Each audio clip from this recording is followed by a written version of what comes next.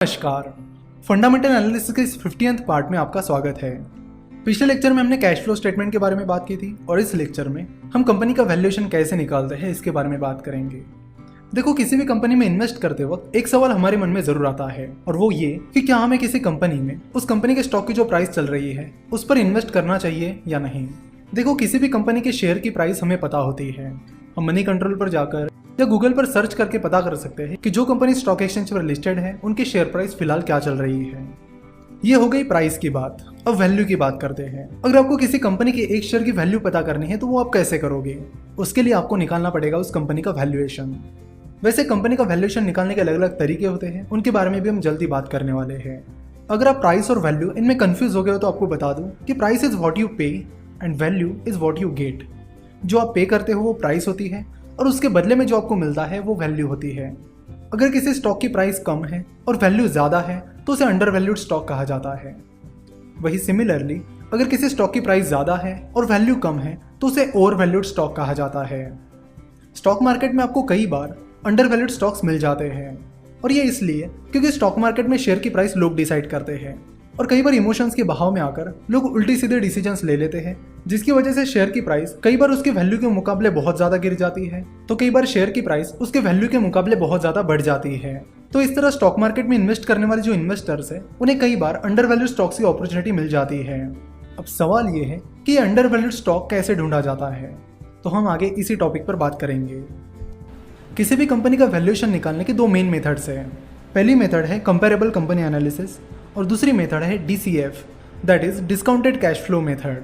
Comparable company analysis में जिस company का एनालिसिस आप कर रहे हो उसे उसकी जैसी बाकी कंपनीज के साथ कंपेयर किया जाता है।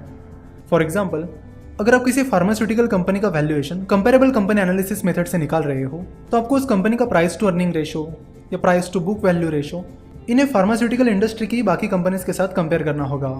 यानी अगर आप सन फार्मा का वैल्यूएशन कंपेरेबल कंपनी एनालिसिस से निकाल रहे हो तो आपको सन फार्मा का प्राइस टू अर्निंग रेशो और price to book value ratio बाकी फार्मास्यूटिकल कंपनीज के साथ कंपेयर करना होगा।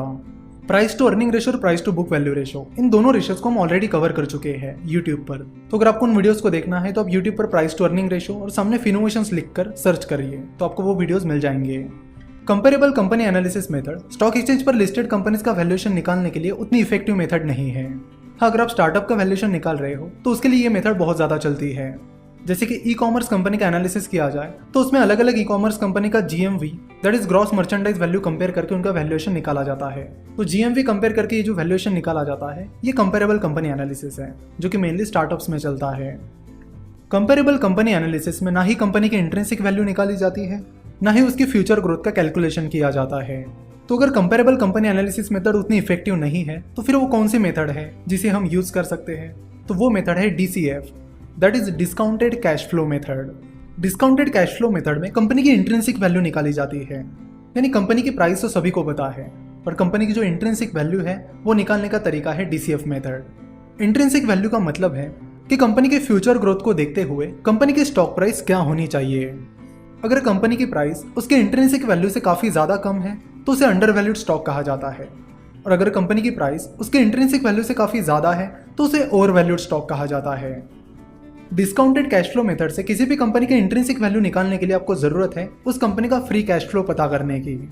जैसे कि हमने पिछले लेक्चर में ही बात की कि फ्री कैश फ्लो का फॉर्मूला है cash from operating activities minus capital expenditures. तो यहाँ पर हम DCF मेथड से ICICI सिक्योरिटीज़ की इंट्रिंसिक वैल्यू निकालने वाले हैं। तो उसके लिए सबसे पहले हमें ICICI सिक्योरिटीज़ का पिछले 5 से 7 साल का फ्री कैश फ्लो पता होना चाहिए जो हमें निकालना पड़ेगा। तो यहाँ पर आप देख सकते हो ICICI सिक्योरिटीज़ के फाइनेंशियल ईयर 2018 का कैश फ्लो स्टेटमेंट। तो फाइनेंशियल ईयर 2018 में ICICI सिक्योरिटीज़ की cash generated from operating activities 71.1 crore है और उसका capital expenditure that is purchase of fixed assets है 22.3 करोड़। तो यहाँ पर कैश फ्रॉम ऑपरेटिंग एक्टिविटीज से कैपिटल एक्सपेंडिचर्स माइनस करने के बाद आपको कंपनी का फ्री कैश फ्लो मिलेगा जो कि आता है 48.8 करोड़। सिमिलरली आपको कंपनी के पिछले कुछ सालों का फ्री कैश फ्लो भी कैलकुलेट करना पड़ेगा। तो फाइनेंशियल ईयर 2017 में कंपनी का फ्री कैश फ्लो आता है 149.4 करोड़। फाइनेंशियल ईयर 2016 में कंपनी का फ्री कैश फ्लो था 212.5 करोड़। फाइनेंशियल ईयर 2015 में 199.4 करोड़ और फाइनेंशियल ईयर 2014 में 175.3 करोड़। तो ये है कंपनी का पिछले 5 सालों का फ्री कैश फ्लो। नाउ अब हम इन 5 सालों के फ्री कैश फ्लो का एवरेज निकाल लेंगे। एवरेज इसलिए कि कभी कभी रिसेशन के कारण या किसी और दिक्कत के कारण बीच बीच में कंपनी का परफॉर्मेंस अचानक से ज्यादा ऊपर या ज्यादा नीचे चला जाता है, तो उस फैक्टर को हटाने के लिए हमें एवरेज लेने की जरूरत है। तो यहाँ पर आईसीआईसीआई सिक्योरिटीज के पिछले 5 सालों के फ्री कैश फ्लो का एवरेज है 157 करोड़। नाउ इसके बाद हम समझेंगे नेट प्रेजेंट वैल्यू को। तो आपके आज की असाइनमेंट है कि नेट प्रेजेंट वैल्यू क्या है ये आपको पता करना है, और नेक्स्ट लेक्चर में हम यहाँ से कंटिन्यू करेंगे। आशा करता हूँ कि आपको ये वीडियो पसंद आई होगी।